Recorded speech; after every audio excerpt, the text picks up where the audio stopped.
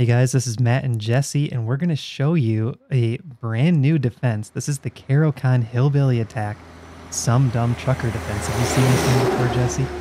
I have not seen this before, this study right here, actually. So I'm excited to look into it. I haven't gone over these lines, so you're getting my raw reaction. So let's start with just the normal hillbilly attack. So we get this classic hillbilly bishop c4 move, which runs right into our pawn advance. So let's kind of show these next few lines. So here, a lot of the time, we're gonna take the pawn. Is that kind of like the main line in this hillbilly, right? Yep, that's the main line, and that's what we recommended in our other Hillbilly video as well. But this line I really like. This was created by SomeDumbTrucker on YouTube, and I couldn't find any over-the-board master games with this, and I couldn't find any YouTube videos that cover this. So I'm going with him, and we're going to name the opening after him. This is the SomeDumbTrucker defense, 3A5. And what I like about it is even though we're giving up just a very small eval in terms of Stockfish, this is a perfectly playable line, and it's a lot easier to play, I think, than D takes E4. So let's run through the main line first, and then we'll go back and show you guys some sidelines. And hopefully this is kind of like a comprehensive look at the SomeDumbTrucker defense. Yeah, I'm excited for it. So a5, we're immediately threatening a4 to trap the bishop, so white needs to do something about that. So they play a4 themselves. That seems like a good way to shut it down. And we're going to now take the pawn, so delay this capture by just one move. After an astonishing queen h5 move, I assume we just play our knight out, right? Exactly, right. Allow the early queen takes F7. Yeah, got to be very aware of that pawn. So this is kind of like continuing in the hillbilly fashion, right? They're just going with their standard move order. And now we're going to recommend G6. And just like in the mainline hillbilly, we're going to look at queen to H4. Now, at this point, you might be thinking, all right, well, what's the difference between the SomeDumbTrucker defense and just the mainline hillbilly? The difference is with the pawns on A5 and A4, this B3 bishop is only defended by the C2 pawn. So what we're going to recommend here is knight to A6. And I don't know if SomeDumbTrucker has covered this line or not, but maybe he'll review it in one of his future videos. But what's going to happen is this knight will head to C5 next, and it's targeting the B3 bishop, which is only defended by the C pawn, which is going to really damage white's structure if we're able to capture on B3. So that's going to be the difference between SomeDumbTrucker and mainline hillbilly. These are great names, let me just say. Yes. So after knight a6, white develops their knight, attacking this pawn. I guess it was kind of already under attack. We're not really playing to hang on to that pawn, and we're going to immediately jump into c5, hitting this bishop right away. So what happens here after f3? What's the idea behind this for white? So knight c5, f3, and this is continuing the spirit of the hillbilly. Now we're going to play knight takes b3, ruining the queenside pawns for white. And after c takes b3, look at this structure. Terrible. b2, b3, a4, d2. And here we're going to finally take on f3. And after knight takes f3, this is another cool move. So we looked at putting the knight on the rim by playing knight to a6. We're going to play knight to h6 here. Yeah, it makes sense because we're maybe looking for f5 where we can grab a tempo on the queen. Yeah, this is how I imagine a hillbilly would play with pawns and trapping the bishop back. Exactly. So yeah, knight h6. I like that we develop our knights to both rims. That's a good strategy here. Especially, it's actually a good strategy when we're trying to bring our knight to f5, and we're also able to fianchetto our bishop without blocking it on f6. So now let's look at castling by white. And we'll just continue this line a little bit further. Fianchetto, bishop g7, d4. And now we can play knight to h5, kicking the queen. And after the queen moves, we simply castle. And if you look at this position, we're up 1 point in terms of material. Do you know what the Stockfish eval is here, Jesse? I do not know, but I would guess, given the structure, and we're up a pawn, and the dark square weaknesses are incredible, I would say -2.5. That's what I would think too. It's actually -6. So I think Oh, it's a really? combination of up a pawn, the dark square weaknesses, we got the bishop pair, and the d4 pawn might just be dropping. It seems like the whole position is collapsing for white very shortly. So we're going to leave you at this position for the main line. But really, white's in rough shape with a -6 eval coming from the black side. All right, so in this position, instead of castling, I'm wondering if we can actually grab this d4 pawn because it is hanging right now. Yeah, we could. So we could play knight takes d4 here right away. And if you're afraid of a move like rook to e1, rook to d1, trying to pin the knight to the queen, we do have knight takes f3 check. And after queen takes f3, we can sneak our queen out with a check. Everything's perfectly safe. The b3 pawn's about to drop, and we're going to castle next move. So you're exactly right. We could play knight takes d4 there. Okay, cool. All right, now let's go back to move 8 and look at knight takes e4 for white instead of playing pawn to f3. So what can we play in this position? Yep, so instead of playing f3, they captured our pawn, and here we should for sure take them take them up on their offer to ruin their pawn structure and snap off that bishop and also win the bishop pair in the time. So here we have a very similar position as last time, except we're not up a pawn and this f pawn exists basically. And we can do the same developing move, knight to h6, looking for f5.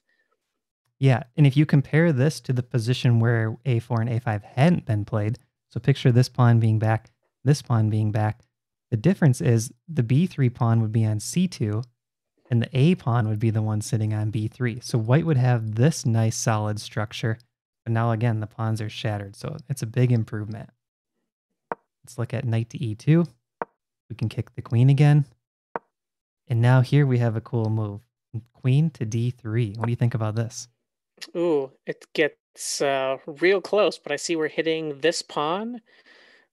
I wonder if we have other threats here. I guess preventing castling too, because then we can take their knight. So very disruptive move. Yeah, that's exactly right. And we're looking at like -4 eval. So let's just say they move this knight back and you're ready to castle. We can grab this pawn, -4 eval. So we've seen a -6 now, and we've seen a -4. Maybe we can find some lines where white's, doing a little better than hiding out in the woods trying to make moonshine or something. Let's go to move 7.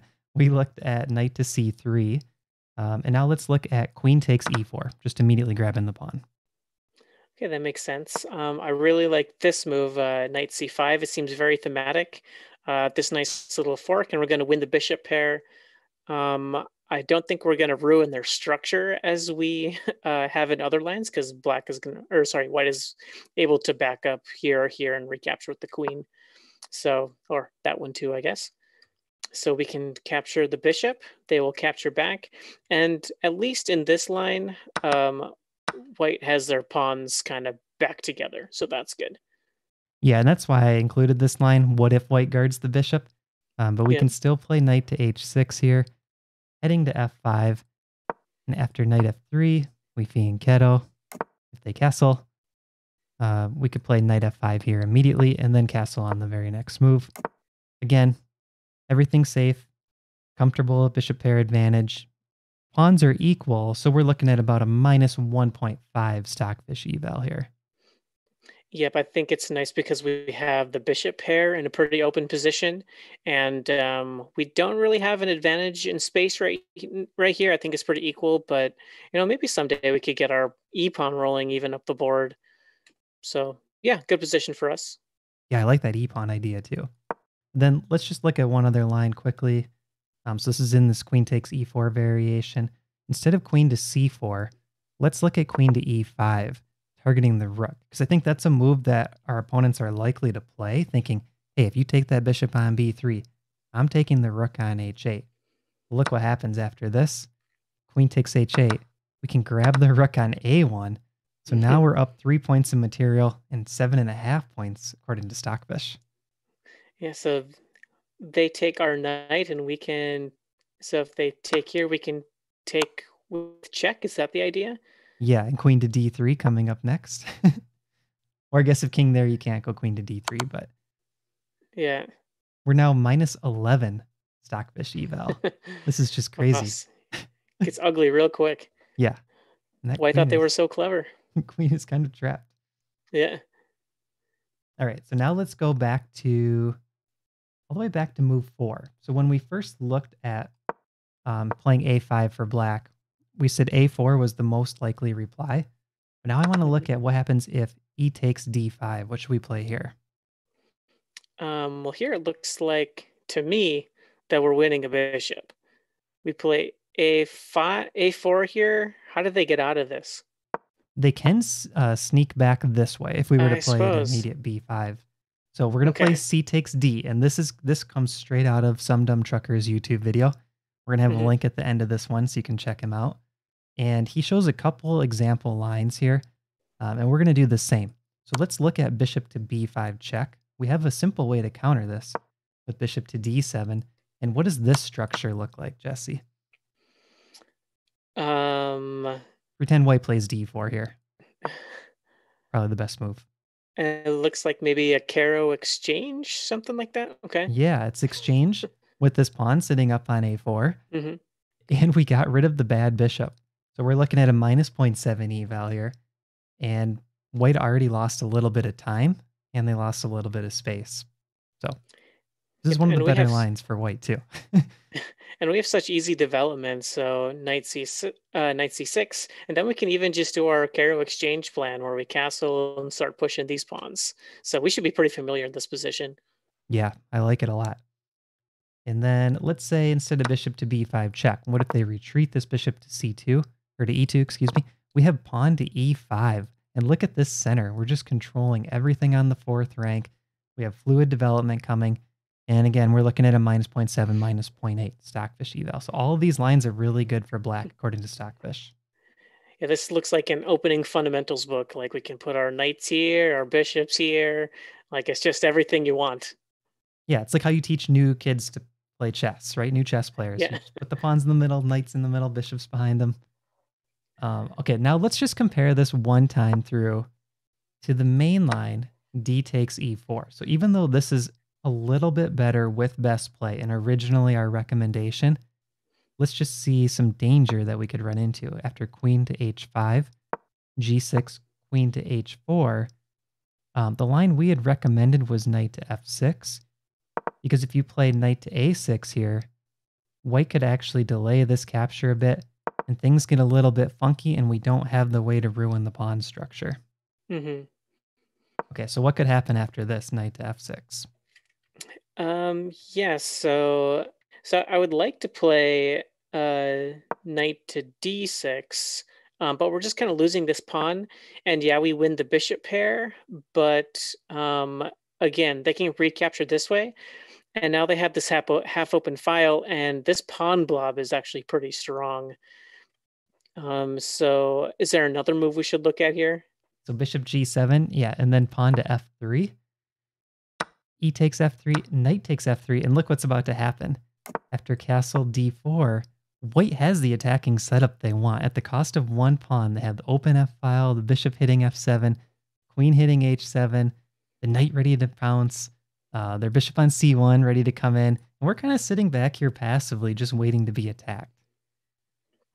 Yeah, we need to look out for moves like knight g5, threatening, not quite mate here, but this knight is kind of holding things together. Even moves like sacrificing on f7, like that's a very common theme in this type of structure. And maybe even like knight e5, just like creeping closer and annoying and putting this pressure. So it starts feeling a little claustrophobic. Yeah, and the other line that I've seen, Ginger GM plays this, if the bishop heads to f5 for us, which is natural, there's h3 and g4 after white gets castled. And there's nowhere good for that bishop to go, and it's kind of clumsy getting in the way of this knight coming in. So really, it's just all the fun in white's court, even though we're looking at a -1 eval. Whereas the other lines we've looked at, black seemed perfectly safe. A big difference was having that knight on f5, and being able to swap off our knight for this dangerous bishop sitting on b3. So 2 big differences there. Yeah. All right, so that wraps up this SomeDumbTrucker defense for the Caro-Kann Hillbilly Attack. I enjoyed this one, Jesse. How'd you like it after seeing all the lines? Yeah, it's a fun line. Thank you to SomeDumbTrucker and his wisdom and insight. It's cool that he kind of went on his own to explore and figure out a cool defense that A doesn't give much away on the eval. B, white can get into trouble super quickly, and it just seems a bit easier to play. Yeah, and he linked me to this originally saying, hey, Matt, you got to check out this line. Go check out my YouTube video. And I did. And that's what I'm going to put up above our heads. Link to his video. So go check that out after this. Give him a subscribe. Write in the comments, ChessGoals sent me here. All right, thanks for watching, everyone. Can you see me moving these? No.